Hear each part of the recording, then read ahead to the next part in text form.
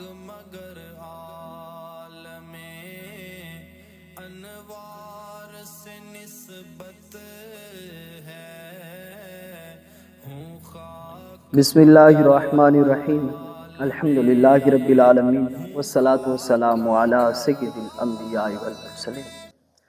ایک دوست نے سوال پوچھا ہے کہ میں بعض لوگوں کو دیکھتا ہوں کہ جب وہ غسل کرنے کے بعد بھی وضو کر رہے ہوتے ہیں، کیا غسل کرنے کے بعد دوبارہ وضو کرنا جو ہے وہ ٹھیک ہوگا یا نہیں؟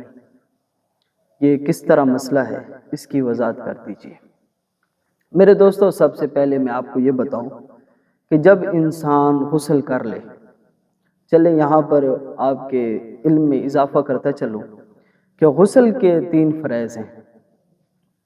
اس میں سب سے پہلے یہ ہے کہ مبالغے کے ساتھ کلی کرنا، سرائیکی زبان کے اندر غرغارہ کرنا بھی کہتے ہیں۔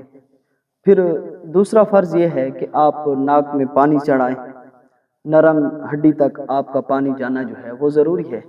پھر آپ پورے جسم کے اوپر پانی بہائیں، کوئی بھی جگہ جو ہے وہ خشک نہ رہ جائے۔ یہ غسل کے فرض ہیں۔ اب اگر کسی شخص نے غسل کو اسی طرح ادا کیا، فرض ادا کر لیے، تو اس کے بعد اس کا آٹومیٹک جو ہے وہ وضو ہو جائے گا۔